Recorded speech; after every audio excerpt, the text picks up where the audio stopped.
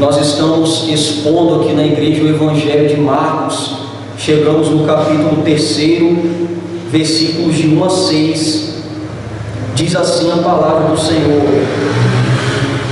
De novo entrou Jesus na sinagoga, e estava ali um homem que tinha ressequida uma das mãos.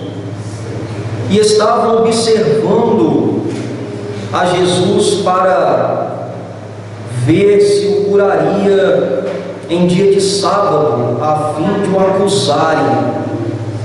E disse Jesus ao homem da mão ressequida: Vem para o meio. Então lhes perguntou: É lícito nos sábados fazer o bem ou o mal, salvar a vida ou tirá-la? Mas eles ficaram em silêncio, olhando-os ao redor. Indignado e comovido com a dureza do seu coração, disse ao homem: Estende a mão. Estendeu-a, e a mão lhe foi restaurada. Tirando-se os fariseus, conspiravam logo com os herodianos contra ele, em como lhe tirariam a vida. Fique com a sua Bíblia aberta, nós vamos voltar ao texto, acompanhe a pregação, olhando para as Escrituras. Oremos ao Senhor. Senhor, obrigado pela leitura da Tua Palavra, que nesse momento o Senhor possa falar aos nossos corações, Pai. Trabalha em nossos corações, nos transforme, nos santifique por meio da Tua Santa Palavra, Pai.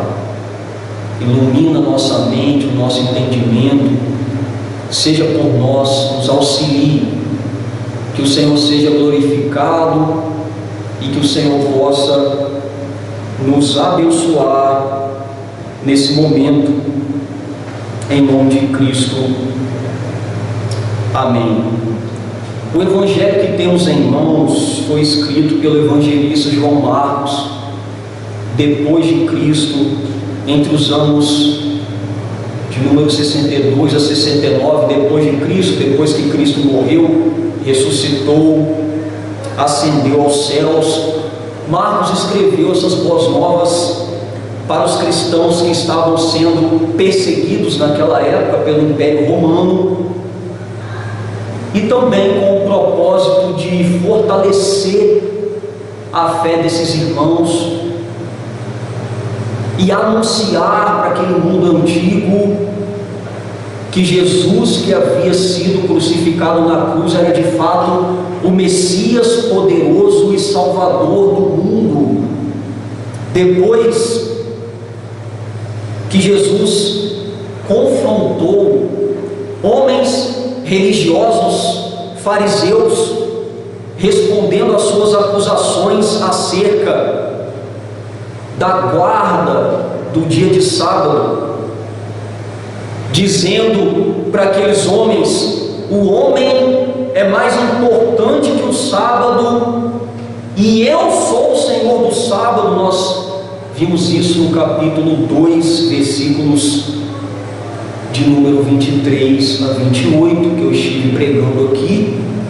Hoje concluiremos uma série de 5 embates de Jesus com esses homens nessa época, contra os fariseus, na passagem do homem da mão mirrada, da mão seca, esse texto que nós acabamos de ler. Jesus curou a mão de um homem no dia de sábado, expondo o sentido original da lei, acusando publicamente os religiosos de negligenciá-la.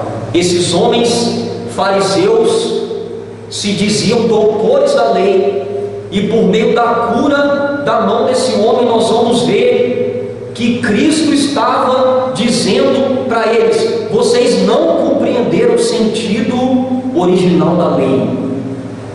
Consequentemente, o verdadeiro cristão deve expor e praticar a lei do amor de Cristo com a vida em detrimento da falsa religiosidade. É isso que nós vamos ver hoje. Assim propõe o seguinte tema: os efeitos da lei do amor de Cristo. Quais são os efeitos então da exposição e da prática dessa lei do amor de Cristo? Esses efeitos, em primeiro lugar, é que quando ela é exposta e praticada, a hipocrisia, a falsidade, ela é publicamente desmascarada. Como vocês podem ver aí na sua Bíblia, por favor, olhe na sua Bíblia, versículos de 1 a 4.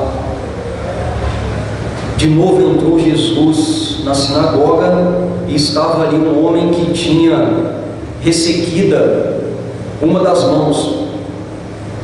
E estavam observando Jesus para ver se o curaria em dia de sábado, a fim de o acusarem. E disse Jesus ao homem da mão ressequida: vem para o meio. Então lhes perguntou: é lícito nos sábados fazer o bem ou fazer o mal, salvar a vida ou tirá-la? Mas eles ficaram em silêncio. O texto começa nos dizendo, nos versículos de número 1 e 2, que Jesus novamente entrou na sinagoga.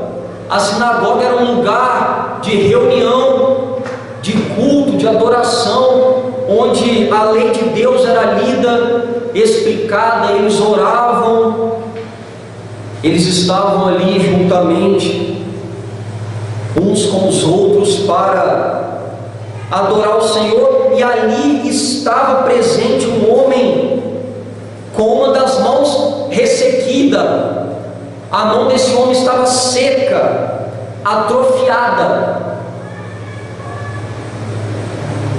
Possivelmente por uma deficiência congênita, ele poderia ter nascido dessa maneira, ou causada por alguma doença ou algum acidente. Segundo Adolf Paul, uma infecção dos nervos pode ter prejudicado a circulação sanguínea, a capacidade de movimento, até resultar na perda da musculatura, até que essa mão ficasse seca em forma de garra. Era assim que esse homem se encontrava.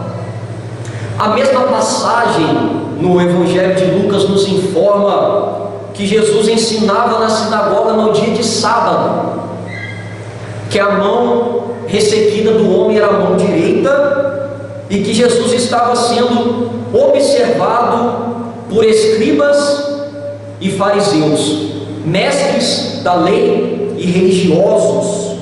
Eles não apenas observavam Jesus, mas o observavam atentamente.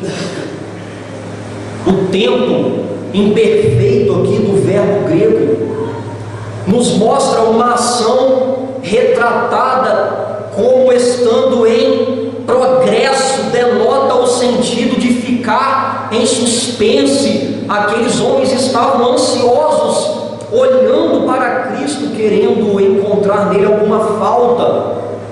Esses religiosos sabiam que Jesus estava operando curas e voltaram os olhos para ele a fim de acusá-los de quebrar o sábado, caso ele curasse a mão do homem. E isso porque, de acordo com as regras daquela religião, daqueles homens, uma pessoa só poderia ser atendida no dia de sábado em caso de vida ou morte. Jesus, no entanto, no versículo 3, ordena ao homem deficiente: vem para o meio. Jesus chama aquele homem para o meio da sinagoga. O verbo está no modo imperativo. O o modo de intenção. Jesus dá uma ordem para aquele homem: vem para o meio. Jesus convoca aquele homem para que ele pudesse estar à vista de todos. E de acordo com Lucas, o homem se levantou e permaneceu de pé. Aqui eu estou trazendo o texto de Marcos, aquilo que Lucas e Mateus também escreveu acerca desse texto. Já no versículo 4, Jesus, que conforme Lucas conhecia-lhes os pensamentos, Jesus, por possuir também uma natureza divina e ser onisciente, ele sabe de todas as coisas, mesmo antes desses homens pensarem. Jesus conhecia o pensamento desses homens. Jesus, ele toma uma iniciativa e faz uma pergunta: o que é permitido fazer no sábado? O bem ou o mal? Salvar a vida ou matar? A pergunta de Jesus possuía dois aspectos aqui. O primeiro aspecto é sobre a cura do homem, quando ele pergunta o que é permitido fazer no sábado, bem ou mal. Para Jesus, deixar de fazer o bem, independente do dia, é contribuir para o mal. Não tem como a gente ficar em cima do muro. Se você não faz o bem, se você não promove o bem, você contribui para o mal. Como depois escreveu Tiago: quem sabe que deve fazer o bem, não faz, comete pecado. Tiago 4, versículo 17.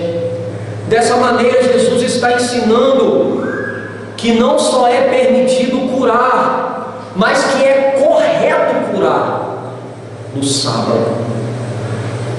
No Evangelho de Mateus, nós vemos que foram os homens que fizeram essa pergunta para Cristo, e ele conta uma ilustração. Ele diz assim: os homens lhe perguntaram: a lei permite curar no sábado? E Jesus disse assim para eles: se um de vocês tivesse uma ovelha e ela caísse num poço no sábado, não trabalharia para tirá-la de lá? Quanto mais vale uma pessoa que uma ovelha. Sim, a lei permite que se faça o bem no sábado. O segundo aspecto é sobre o atentado contra o próprio Jesus, que nós vemos aqui, quando ele diz o que é permitido fazer, salvar a vida ou matar. Observe, Jesus deixa claro que enquanto ele queria curar no sábado, aqueles homens que se diziam de Deus queriam matar Jesus. Em seu coração, onde ninguém consegue enxergar, estavam matando o seu próprio Messias enviado pelo Pai. E o texto termina dizendo que eles ficaram em silêncio. O silêncio deles comprovou que eles eram religiosos, apenas religiosos, e que a sua religião estava separada das necessidades humanas, uma falsa religião completamente apartada da necessidade do outro. Contudo, o Evangelho de Deus pregado e vivido por Jesus é diferente daquela religião, pois ele trata do coração, que não é insensível à dor e à necessidade do outro. A pergunta de Jesus aqui, ela foi arrasadora. Jesus revelou o interior do coração quando Jesus os confrontou, dando o real significado da lei, expondo e praticando aqui a lei do amor. Ele desmascarou a hipocrisia, a falsidade daqueles homens cruéis na frente de todo mundo. Os homens queriam acusar e envergonhar Jesus, apelando para um legalismo morto, regras humanas que não geravam vida, mas foram eles que caíram em condenação, eles foram envergonhados Observe, amados, na nossa vida, na nossa caminhada, na vida da igreja é assim. Quando a igreja de Cristo expõe e pratica com fidelidade o amor ensinado por Cristo, e principalmente no dia de descanso, os modernos fariseus são publicamente calados e as falsas religiões são abertamente desmascaradas por meio da vida da igreja, não apenas por palavras, mas por práticas. O evangelho da graça reina e a religiosidade legalista e sem sentido, ela é humilhada quando a igreja não só prega, mas vive. Além da hipocrisia ser publicamente desmascaradas, quais são os efeitos da exposição e da prática do amor de Cristo quando ela é exposta e praticada? Em segundo lugar, o bem é praticado sem hesitação. Por favor, olhe para a sua Bíblia, versículos 5 a 6. Olhando-os ao redor, indignado e conduído com a dureza do seu coração, disse ao homem: estenda a mão. Estendeu-a, e a mão lhe foi restaurada. Retirando-se os fariseus, conspiravam logo com os herodianos contra ele, e como lhe tirariam a vida. Após Jesus confrontar aqueles escribas e fariseus e o silêncio ter tomado conta da sinagoga, a palavra aí no versículo 5 começa nos dizendo que Jesus olhou para aqueles homens que estavam ao seu redor e ficou indignado e conduído com a dureza do seu coração. Um olhar de decepção. Jesus olhou para aqueles homens e ficou decepcionado, triste com aquela realidade. Lucas descreve que Jesus estava fitando todos ao redor. Jesus estava olhando nos olhos de cada um que estava naquele lugar, encarando aqueles homens. Jesus não simplesmente olhou para eles apressadamente, mas inspecionou, um olhar breve, porém incisivo, e ficou literalmente irado. Jesus ficou irado e profundamente entristecido. Com o que, irmãos? Com a dureza de coração daqueles homens que o cercavam. O Senhor foi tomado por uma indignação justa mediante a má intenção do coração, uma ira santa contra o ritualismo feito por homens acima do mandamento de Deus promover o bem das pessoas. Jesus ficou decepcionado com aqueles homens. Jesus tinha a ciência de que o maior inimigo do amor e da justiça, da prática da justiça, não era uma simples oposição ou malícia, mas era muito mais profundo, era uma dureza de coração e a indiferença daqueles homens. E agora ele se dirige novamente ao homem da mão ressequida. Esse homem volta à cena. Volte os seus pensamentos a essa sinagoga, esse homem em pé no centro, na frente do Senhor, com os homens ao redor. Jesus diz: estende a mão. O texto diz que o homem a estendeu em direção a Cristo. e a mão lhe foi restaurada. Uma cura instantânea e completa, um milagre. Jesus quis operar um milagre à vista de todos. Mateus diz que a mão do homem ficou sã como a outra. Jesus se compadeceu do homem. Ele tinha a consciência de que naquele momento aquele homem precisava da sua mão para poder trabalhar, para poder ganhar o seu sustento e não ter que mendigar o pão. Jesus o ordenou que ele estendesse a mão. O homem obedeceu a sua voz e Jesus lhe honrou a fé, o curando perante todos. Esse homem creu, irmãos. Esse homem estendeu as mãos para Cristo e Jesus lhe honrou a fé. Jesus quis curá-lo. Segundo James Edwards, a fé não é uma aposta particular, algo que a gente guarda apenas dentro de nós,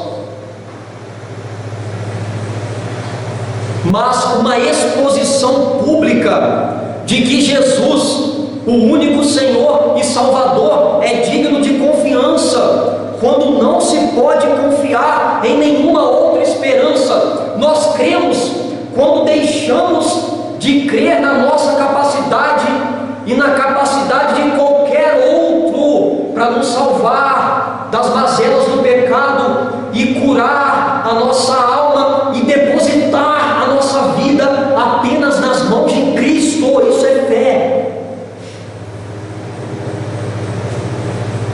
Com a cura todos viram que as regras não foram criadas à imagem e semelhança de Deus, mas as pessoas foram feitas à imagem e à semelhança de Deus. Jesus valorizou as pessoas e por isso curou o homem mesmo no sábado.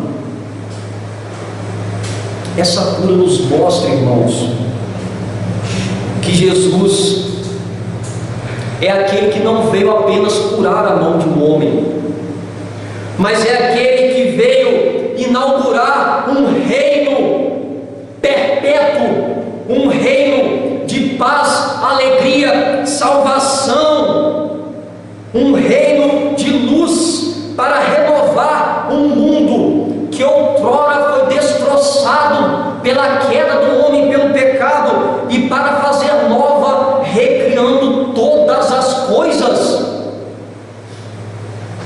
E o texto termina testemunhando no versículo 6 a reação daqueles homens iníquos. O que aconteceu depois que Jesus curou o homem? A compaixão de Cristo lhe custou.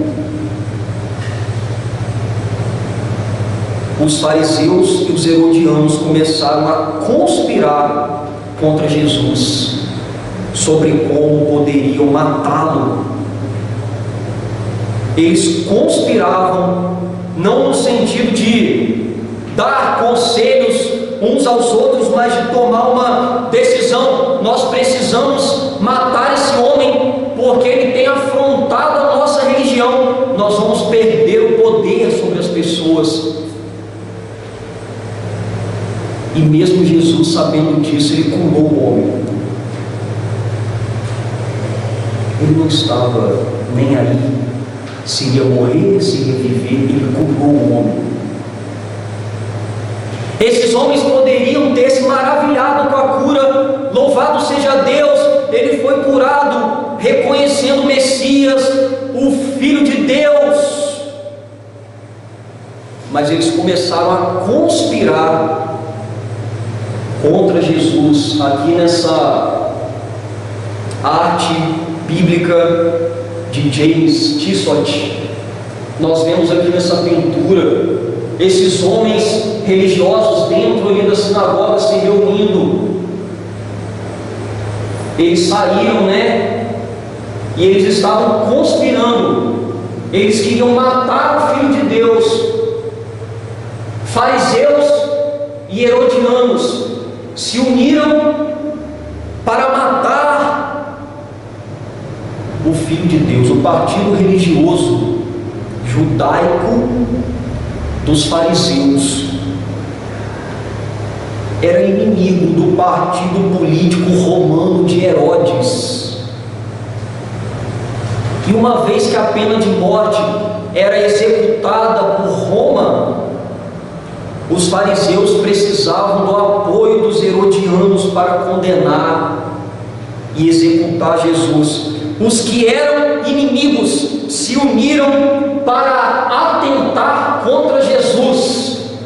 O ódio tomou o coração desses homens a ponto de inimigos se reunirem para matar, para atentar contra o Filho de Deus. Quando Jesus curou a mão do homem, expondo e praticando a lei do amor, o bem foi feito sem hesitação. Mesmo que essa ação pudesse contribuir para a sua morte, Jesus não deixou de operar o milagre. Amados, o cristão ele deve agir com o mesmo sentimento e com semelhante intenção. Quando somos fiéis ao Senhor, não deixamos de fazer o bem, não recolhemos a mão, pelo contrário, nós estendemos as nossas mãos, não apenas para receber bênçãos de Deus. Esse não é o propósito da Igreja de Cristo, receber bênçãos de Deus. As bênçãos são consequências da graça e do amor de Deus para conosco. Mas nós devemos estender as nossas mãos para socorrer quem de fato precisa. Mesmo que tal atitude gere perseguições sobre a nossa vida. A igreja é o único povo sobre a face da terra que realmente faz o bem para a glória de Deus, sem olhar a quem, sem querer nada em troca, porque é o mandamento do Senhor. Diante do que foi exposto, quais são os desafios que o texto nos apresenta? Em primeiro lugar, como servo e servo do Senhor, tenha coragem para negar e combater ensinos e atitudes legalistas. Não deixe que regras humanas tomem o seu coração e não deixe que elas sejam praticadas sem com que você se incomode. Esteja sempre pronto para expor e praticar a lei do amor de Cristo em seu viver diário, uma vida de dedicação ao outro, no dia a dia, no dia do culto, no descanso, que depois da ressurreição de Cristo é o domingo, era o sábado judaico, hoje é o domingo cristão, um dia para o culto, para o descanso, para as boas obras, bênção de Deus. 2. Haja dessa maneira quando você presenciar alguém dizendo que no dia do Senhor não devemos atender alguma necessidade do próximo porque corremos o risco de quebrar a lei. Não, nós quebramos quando não socorremos o próximo. Esteja sensível e solícito aos que te cercam na expectativa de ajudá-los. Queridos, existem pessoas que não conseguem pedir ajuda. Nós devemos pedir a Deus sensibilidade para poder observar, sensibilidade para poder ajudar, nos aproximar e ajudar.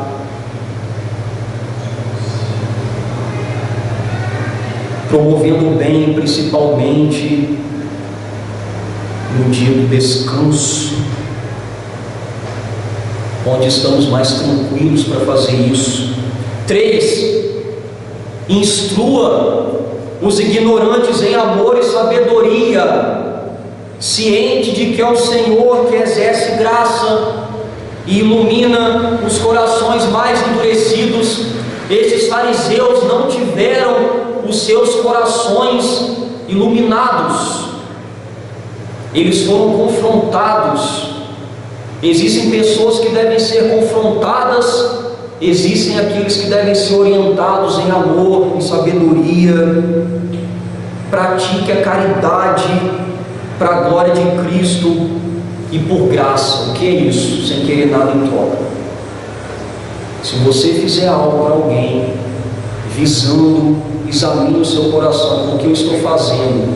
Se você estiver fazendo, visando algo em troca, achando que você vai conquistar algo, Deus, Ele não receberá de bom grado, Ele não olhará para ti de bom grado. Faça para o Senhor, para o Senhor. Quando a gente faz para o Senhor, a gente consegue fazer para o próximo por graça, como Cristo fez por nós. 4. Você pode fazer isso quando se dedica mais à oração em sua casa e na igreja. É um ato de bondade quando nós oramos pelo outro, pela conversão do outro, pela cura do outro, pelo crescimento do outro, em casa, na igreja. Quando se esmera na compreensão da palavra de Deus em seus momentos devocionais e nas reuniões de doutrina, lendo, meditando, estudando a palavra, que Deus nos santifica, nos prepara para atender o outro, para viver para o outro. Quando nós investimos na instrução daqueles que ainda não compreenderam, tendo paciência, doando o nosso tempo para Ele, doando o seu tempo para evangelizar, discipular, isso é bondade, isso é caridade, levar outros à cruz de Cristo, à salvação em Cristo, discipulando, ensinando a sã doutrina, expondo, mostrando, iluminando essa lei que Cristo iluminou para nós, discipulando, evangelizando, ensinando.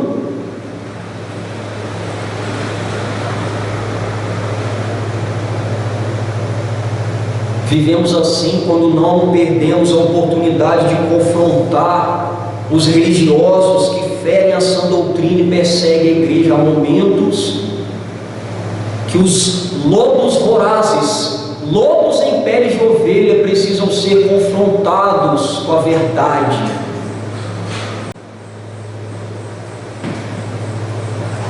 E fazemos isso quando doamos a nossa vida para fazer o bem, na prática não medindo esforços para atender às reais necessidades do outro, quando nos doamos pelo outro.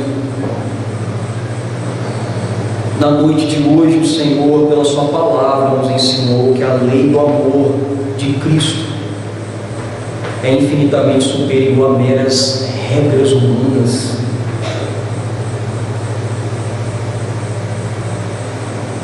Nos incentivando a expor e praticar no dia a dia, principalmente no dia do descanso. Por favor, fique de pé, eu quero orar pela sua vida.